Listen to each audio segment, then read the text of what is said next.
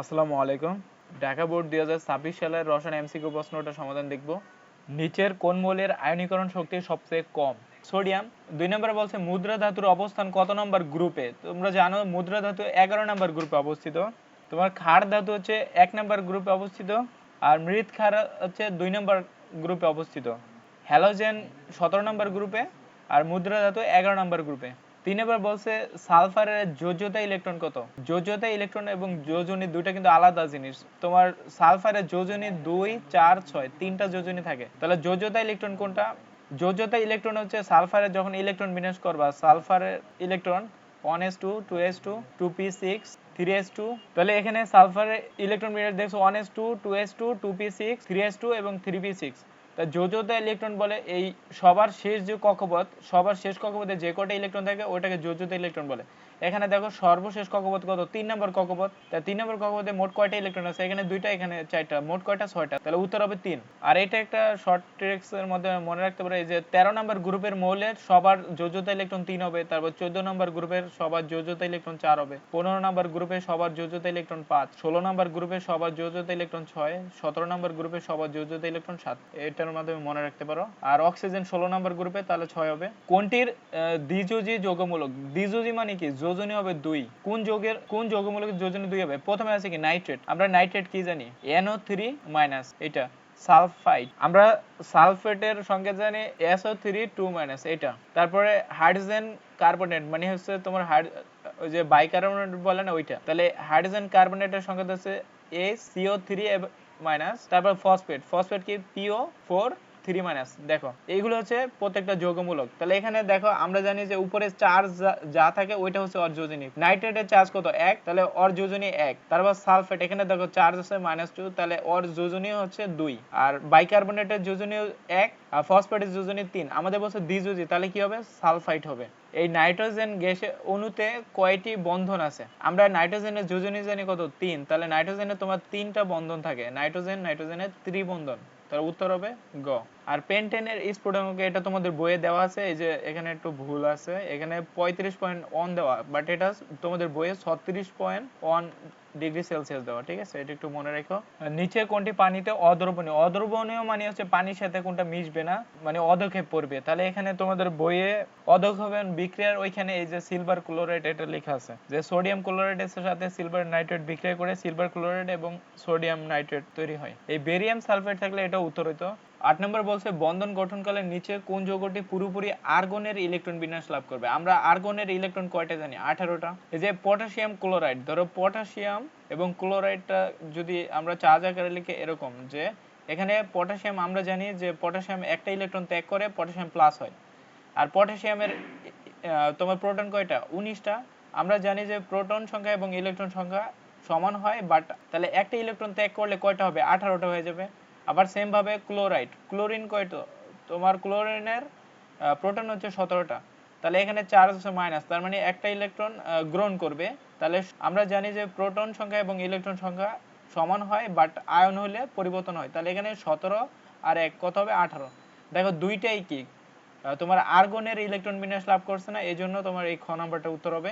22 গ্রাম carbon dioxide অণুতে অণুর সংখ্যা কত? তাহলে এটা কিভাবে করবা? ধরো প্রথমে আগে মোল সংখ্যাটা বের করে নিবা। এখানে 22 গ্রাম দেওয়া আছে, তার মানে এটা হচ্ছে ডাব্লুর মান দেওয়া আছে। আর এই কার্বন ডাইঅক্সাইডের আণবিক ভরটা বের করে নিবা। কার্বন কত? 12 প্লাস অক্সিজেন 16, এখানে কয়টা অক্সিজেন? 2টা, গুণন 2। তাহলে এটাকে যোগ করলে কত হবে? 12 প্লাস 32, তাহলে তোমার 44 আসবে। তাহলে এটার এম এর মান হচ্ছে 44, আর তোমার ভরের কত দেওয়া আছে?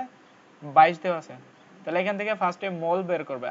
তাহলে আমরা মোলের সূত্র কি জানি? n = W/m। তাহলে w এর মান কত? 22 ভাগ m এর মান 44। তাহলে এটা কত আসছে? হাফ। আর হাফ মানে হচ্ছে 0.5। এখন এই 0.5 দ্বারা জাস্ট ওই যে অ্যাভোগাড্রো নাম্বারটাকে গুণ দিলেই তোমরা অণু সংখ্যা পাবা। এই অণু সংখ্যার সূত্র কি ছিল? যে n = n ছোট হাতের n * na, মানে অ্যাভোগাড্রো নাম্বার। এই n টা হচ্ছে তোমার এই মোল সংখ্যা। তাহলে 0.5 ইনটু অ্যাভোগাড্রো নাম্বার কত ছিল? 6.02 ইনটু 10⁻23।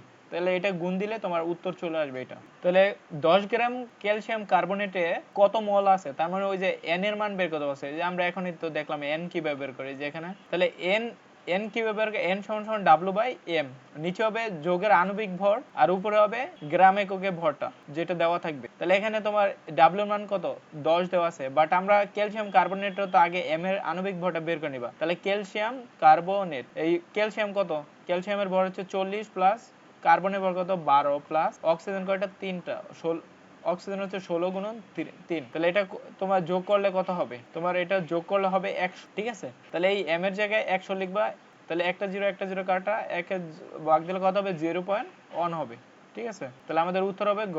মুক্ত মৌলের জারণ সংখ্যা কত, তোমরা জানো যে মুক্ত মৌলের জারণ সংখ্যা 0 হয় মুক্ত অবস্থায় কোনো মৌল থাকলে, আর আমরা জানি যে পুরো যৌগের মোট জারণ সংখ্যা 0 হয় অথবা মুক্ত অবস্থায় মৌলের জারণ সংখ্যা 0 হয়, তাহলে উত্তর হবে ক। 13 নম্বরে কি বলছে, উদ্দীপকের দ্রবের অণু সংখ্যা কত, অণু সংখ্যা। এই যে এখানে তো আমাদের একটা অণু সংখ্যা বের করতে বলছিল 9 নাম্বার, অনেকটা ওরকমই, বাট এটা একটু অন্যভাবে করতে হবে। আগে এখান থেকে তুমি মোলটা বের করে নিতে পারো ওই সেম ভাবে। আগে এটা কিভাবে মোল বের করবা, এখানে দেখো আমাদের আয়তন দেওয়া আছে, তারপর এখানে আমাদের সোডিয়াম হাইড্রোক্সাইড দেওয়া আছে, তারপর এখানে আমাদের এই ঘনমাত্রা দেওয়া আছে, ঘনমাত্রা। তো ঘনমাত্রা দেওয়া থাকলে কিভাবে মোল বের করবা, আমরা একটা সূত্র জানি যে W equal S M V divided 1000, এই সূত্রটা জানি। তো এখন এই W নিচে যদি আমরা m টা নিয়ে আসি, এখানে আর নিয়ে আসি, তাহলে W নিচে ধরো m টা নিয়ে আসো m, তাহলে উপরে থাকতেছে s ইনটু v আর নিচে থাকতেছে 1000, তাহলে W বাই m এর পরিবর্তে আমরা কি লিখতে পারি, n লিখতে পারি। তাহলে s এর মান কত, s হচ্ছে ঘনমাত্রা, s এর মান কত 0.1, তাহলে s এর মান 0.1 ইনটু v এর মান কত, v হচ্ছে মিলিলিটারের আয়তন 200 ডিভাইডেড 1000। তো এইটাকে ভাগ দিলে যে মানটা আসবে ওইটার সাথে জাস্ট অ্যাভোগাড্রো নাম্বারটা গুণ দিয়ে দিবা, তাহলে অণু সংখ্যা বের হয়ে যাবে। তাহলে অণু সংখ্যা সমান কি ছিল, মল সংখ্যা ইনটু অ্যাভোগাড্রো নাম্বার। তাহলে এই মল সংখ্যা এখানে এটা ক্যালকুলেটরে বসালে চলে আসবে, আর এটার সাথে জাস্ট অ্যাভোগাড্রো নাম্বার ওই 6.02 ইনটু 10⁻23 এটা দিয়ে গুণ দিলে উত্তর চলে আসবে, এই খ নাম্বার আসবে, ঠিক আছে। এটার দ্বারা ভাগ করলে তোমার মান আসবে 0.02। তো এখন এই 0.02টাই এই n এর জায়গায় লিখবা 0.02, ঠিক আছে, তাহলে তোমার এই অ্যান্সারটা চলে আসবে। এই ডেরলিনে পলিমারের মনোমার হচ্ছে তোমার মিথানেল, তাহলে মিথানেলের সংকেত কি HCHO, তাহলে এটা কোথায় আছে, খ নাম্বার আছে। আর এটাকে কিন্তু ফর্মালডিহাইডও বলা হয়, ফর্মালডিহাইড। সোডিয়াম সালফাইটে সালফারের জারণ সংখ্যা কত, আচ্ছা এখানে সালফাইট বললে কিন্তু তোমার SO3 হবে, আর সালফেট বললে হবে SO4, ঠিক আছে, এই দুটো কিন্তু আলাদা, একটা হচ্ছে সালফাইট আর একটা সালফেট।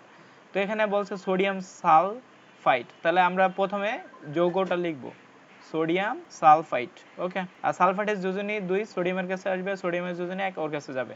তাহলে এইটার এখানে আমাদের কার জারণ মান বের করতে বলছে, জারণ সংখ্যা সালফারের, এই সালফার, তাহলে ওরটা x ধরে নিবা। আর আমরা জানি মোট জারণ সংখ্যা কত 0 হবে, তাহলে এই সোডিয়ামের যোজনী কত 1, তাহলে সোডিয়ামের যোজনী 1 ইনটু এখানে কয়টা সোডিয়াম আছে 2টা, 2, তারপর প্লাস আমরা সালফারটা যেহেতু বের করব সালফারটা x ধরে নেই, প্লাস এখানে অক্সিজেনের জারণ মান কত -2, আর সোডিয়ামে হচ্ছে +1 ছিল, ঠিক আছে, +1, আর অক্সিজেন হচ্ছে -2, যোজনী যা হবে জারণ মান তা হবে, আর প্রথমে থাকলে প্লাস হবে আর পরে থাকলে মাইনাস হবে, তাহলে অক্সিজেনটা পরে আছে এই জন্য মাইনাস। আর কয়টা অক্সিজেন এখানে 3টা, তাহলে এটার সাথে 3 সমান সমান 0, তাহলে 2 অক্ষে 2 প্লাস x 3 দুগুণে 6, তাহলে -6 সমান সমান কত 0, তাহলে +2 আর -6 কত হবে -4 হবে, তাহলে x - 4 = 0, তাহলে x সমান সমান কি +4, এখানে যেহেতু মাইনাস আছে ডান পাশে গেলে +4, তাহলে এটা হবে অ্যান্সার খ নাম্বার। তাহলে এখানে একটা তোমার বিক্রিয়া দেওয়া আছে, এখানে আলু এবং এনজাইম দেওয়া আছে এবং পানি দেওয়া আছে, এই সমীকরণটা কমপ্লিট করতে হবে।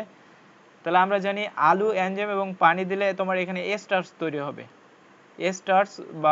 স্টার্চ থেকে আমরা জানি গ্লুকোজ তৈরি, গ্লুকোজ বা ইথানল। তাহলে ইথানলটা একটা জৈব দ্রাবক, এটা মনে রাখবা যে ইথানল একটা জৈব দ্রাবক। তাহলে আমাদের অপশন কি ছিল, ক নাম্বার বলছে যে ওয়াই থেকে খাদ্য সংগ্রহ তৈরি করা যায়। ওয়াইটা কি ছিল, ওয়াইটা ছিল একটা ইথানল, আর ইথানল থেকে তোমার ভিনেগার তৈরি করা হয়, তাহলে এটা সঠিক। তারপর ওয়াই একটি জৈব দ্রাবক, তাহলে তোমার এই ক আর 1 আর 3টা হচ্ছে সঠিক ছিল। নিচে কোনটি সংযোজন বিক্রিয়া, তোমার এখানে যে সংশ্লেষণ না, এটা তোমাদের বইয়ে লেখা আছে যে জারণ বিজারণ বিক্রিয়া 2 বা ততোধিক রাসায়নিক পদার্থ পরস্পরের সাথে যুক্ত হয় একটি মাত্র উৎপাদ তৈরি হয়, মানে 2 বা ততোধিক থাকবে, মানে এ আর বি ধরো আছে, এ আর বি মিলা ধরো এ বি, মানে একটা তৈরি হলো, এটা হচ্ছে তোমার সংযোজন বিক্রিয়া। বাট যখন সংযোজন বিক্রিয়ায় শুধু মৌলিক পদার্থ যুক্ত থাকে, মৌলিক যৌগিক না, মৌলিক পদার্থ থাকে, তখন ওটাকেই সংশ্লেষণ বিক্রিয়া বলে।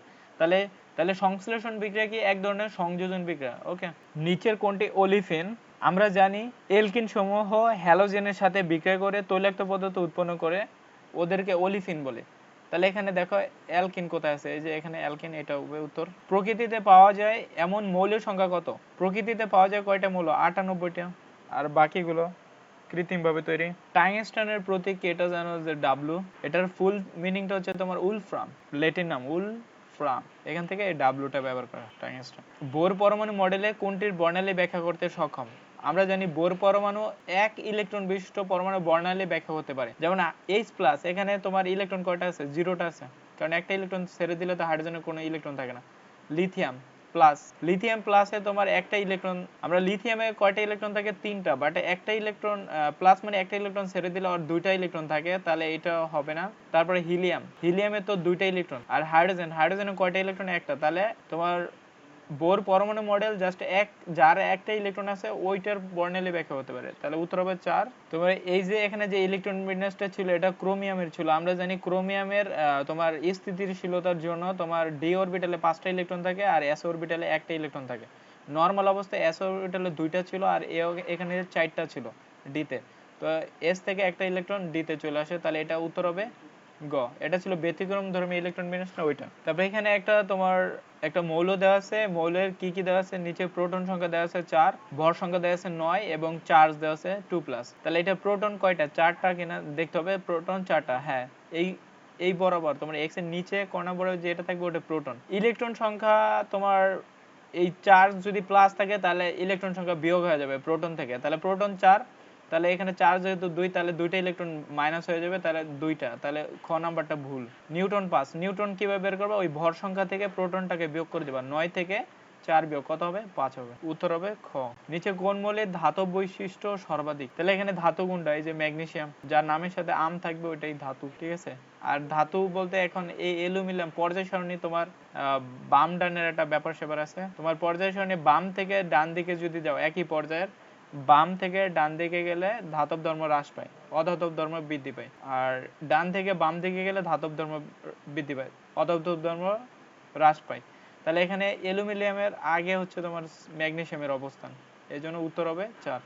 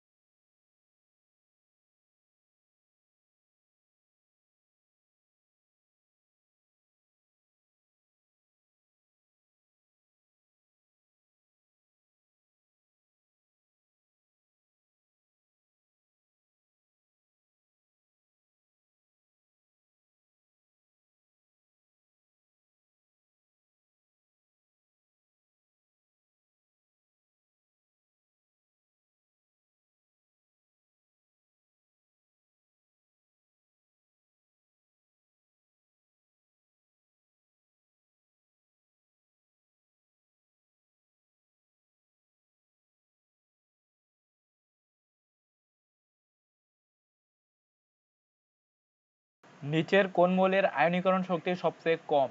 এখানে আয়নীকরণ শক্তি কমবে না বাড়বে সেটা দুইটা বিষয়ের উপর নির্ভর করতেছে। একটা হচ্ছে তোমার পর্যায়ভিত্তিক সম্পর্ক আছে আর একটা গ্রুপ ভিত্তিক সম্পর্ক। তাহলে একই পর্যায়ের ধরো এই বাম থেকে যদি আমরা ডান দিকে যাই, বাম থেকে ডান দিকে গেলে পরমাণুর আকার হ্রাস পায় একই পর্যায়ের। তাই পরমাণুর আকার হ্রাস পেলে আয়নীকরণ শক্তি বৃদ্ধি পায়, আয়নীকরণ শক্তি বৃদ্ধি পায়। তাহলে উল্টাভাবে যদি বলি, তাহলে ডান থেকে বাম দিকে আসলে কি হবে? আয়নীকরণ শক্তি হ্রাস পাবে, কমবে।